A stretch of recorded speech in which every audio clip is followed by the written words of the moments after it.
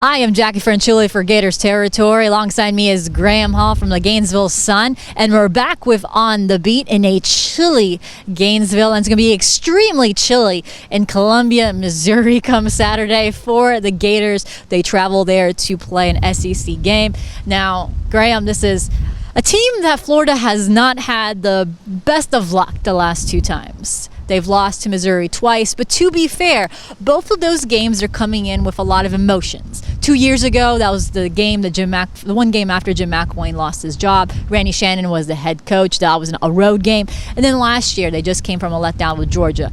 Mentally, Florida is in a far different place heading into this Missouri game. Yeah, you would like to think so, especially, we talked about this before the Vanderbilt game. You and I think, were both a little bit hesitant about how Florida would come out against Vanderbilt, and admittedly, I think we were a little bit right. They did throw the two, interceptions in the end zone that really only gave Florida 14 points heading into halftime against Vanderbilt. While Florida did have 28 points there in the third quarter and ended up getting a 56-0 victory, there was a little bit of a sluggishness to that start coming out of the gate. I think Missouri will be a little bit different. The only thing that I think the team has to be a little bit wary about, Coach Mullen and the Gator fans have to be a little bit wary about, is what you just mentioned, the 11 a.m. kickoff, the 30-degree freezing temperatures, the wind, and kind of thinking that this is a Missouri team that's in a little bit of a lull. As we've come to expect, they can give Florida their best game at any single time.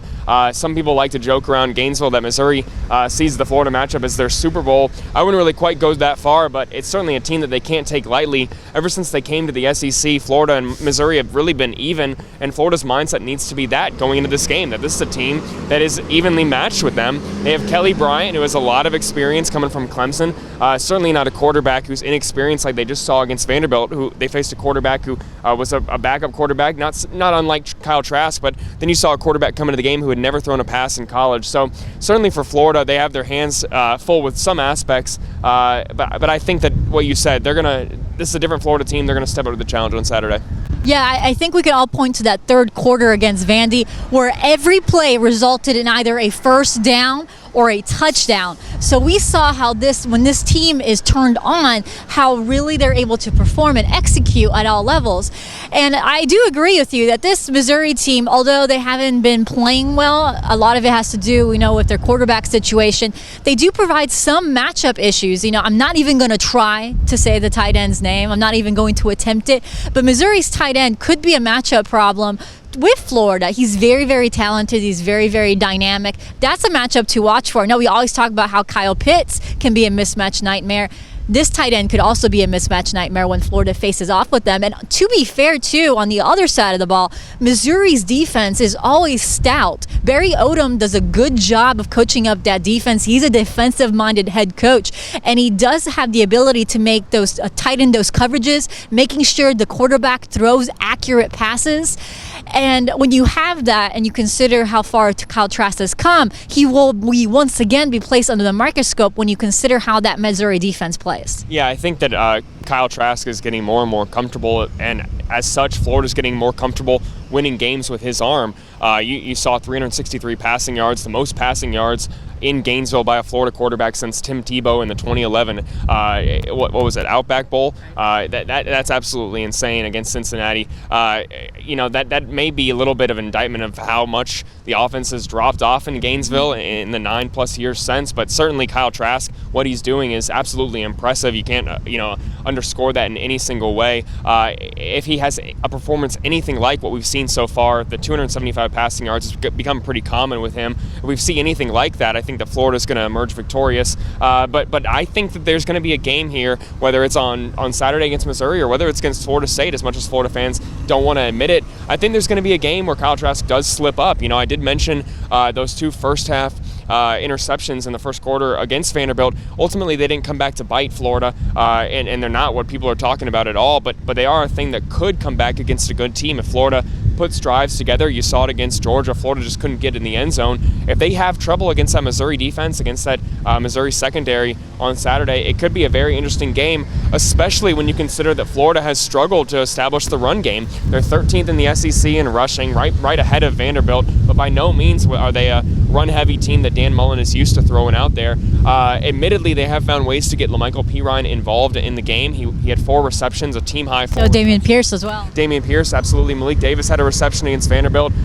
Those guys, actually, I think all 5 running backs did catch a pass in that game and had a carry. So certainly Florida's found ways to get those guys involved. But it could be interesting if they can't get any push and Missouri's able to get some turnovers off that Florida offense. Kyle Trask is becoming more of a willing runner the last few weeks. Every single game, I feel like he's gotten a little bit better in that. We saw that actually against Vandy, where he was able to just to tuck the ball and run a few times. And speaking about a quarterback that's able to use his legs, Emory Jones came in against Vanderbilt, and I was so excited to finally see him pass the ball. That was an incredible catch by Jacob Copeland, incredible throw for him down by the end zone. I expect to see Emory Jones maybe a little bit in Missouri. Yeah, Dan Mullen hasn't really shied away from coming out in these last few weeks and saying that the pace of the game, the way that the game went for Florida, having a rally in some of those games in the fourth quarter, didn't really allow the Gators an opportunity to get Emory Jones in as much as they would have liked. And certainly Dan Mullen knows that his quarterback is disappointed. They're supposed to be putting young players, underclassmen, in a position to get ready for the future. You never know what's going to happen. Like Kyle Trask, Emory Jones may be one injury away from being the guy for Florida, and that's something that they're going to have to start thinking about. One of the benefits of jumping out to an early lead against a team like Missouri or Florida State or Vanderbilt, like you just mentioned, as we saw on this past Saturday, is that when you do that, you can get some of these younger players in a game and have a guy like Diabate come in, or Chris Bogle, or Emory Jones and Jacob Copeland in this case on offense. Naquan Wright, like I mentioned, had a good carry against Vanderbilt. It's critical for the Gators to start utilizing not only the freshmen who can get those 4 games and still redshirt, but also their quarterback on their roster. Dan Mullen kind of did talk a big game last year when he took some shots at whether it was at Justin Fields or Georgia. You can decide for that for yourself, but he has to certainly be wary that he's not going to eat his own words. He's got to get his quarterback in there and start preparing for the future, because in spring, Emory Jones could be the guy for Florida. No, that's very true. And to be fair to this staff, they've done a really good job about putting true freshmen on the field. You know, you talked about Emory Jones, a redshirt freshman, but against Vandy, Kyrie Elam got his start at outside corner because Marco Wilson moved to star. Then you also got Mahmoud Diabate. He had a great game against Vanderbilt with 3 sacks on just 19 snaps. And one of those sacks led to a fumble recovery from John Grenard, who ran back for a touchdown.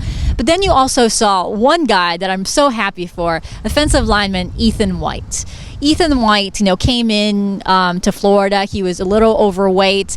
The fan base kind of gave him a little bit of I don't want to say they were a little rough on him, but, he had to kind of grow up, and he did. His work ethic really showed. He lost the weight, he hit the classroom, and all the coaches have been impressed with him, and he was rewarded by starting. He's been the 6th man after Chris Bleish went to the NCAA transfer portal, and Brett Heggie was out with a concussion last weekend, and he did well. I was really surprised how well he kind of assimilated, had great blocks, and even had a pancake on a jet sweep. Yeah, depending on what site you go on, Ethan White was the lowest rated recruit of this 2019 class, and yet he's one of the 6 guys who's actually making an impact this year.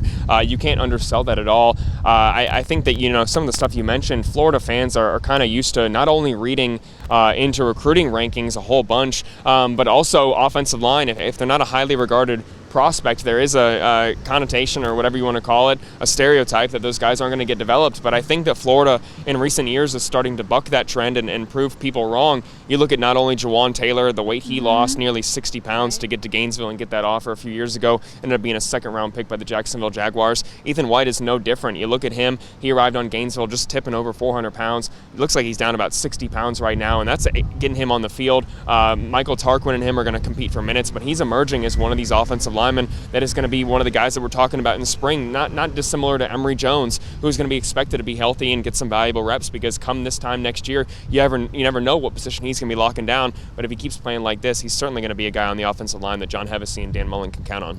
Finally, predictions. This is Florida heading to Missouri, 11 a.m. kickoff their time. It's going to be cold.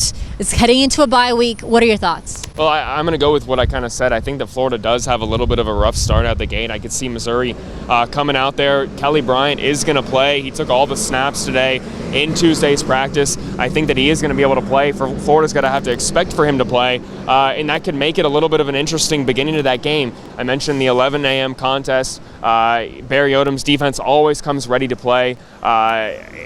I think that it's going to be very interesting. I do think that Florida does win, but I could easily see a game where Florida just wins 30-21, a 9-point single-digit game, something like that. I do think that they're the much more talented team, and like you did mention, this team knows how to win. They know how to respond. They do want to get that double-digit mark at the end of the season in their last SEC game. No better time for them to go out on a high note. I do think that they get a victory, but I could see anywhere from a 4-point win to a 14-point win, Jackie. It just depends on how they come out on Saturday.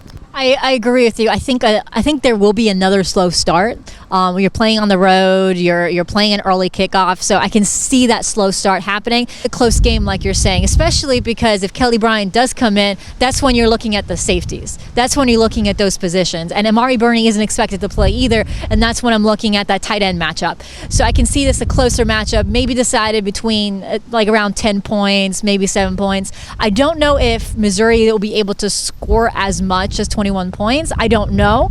I saw them against Georgia. Again, that was not with Kelly Bryant, and I just think Florida's defense is able to stop them. So, but I still do think that Florida will win the game. Again, it'll be probably around a 7-point matchup. It'll be a close game, and it all depends on how quickly they turn it on. Against Vandy, you're allowed to have a little bit of a slow start because of the talent you're facing against. Missouri, not quite. Missouri is able to beat teams, or they have the talent, and especially with Kelly Bryant under center. So that's my big concern. They need to come out quick and not do those early mistakes that they did against Georgia a few weeks ago. They can't self-inflict their own wounds in this game. So, but thank you, Graham, and obviously stay here with Gators Territory as we continue to count down to the game against Missouri.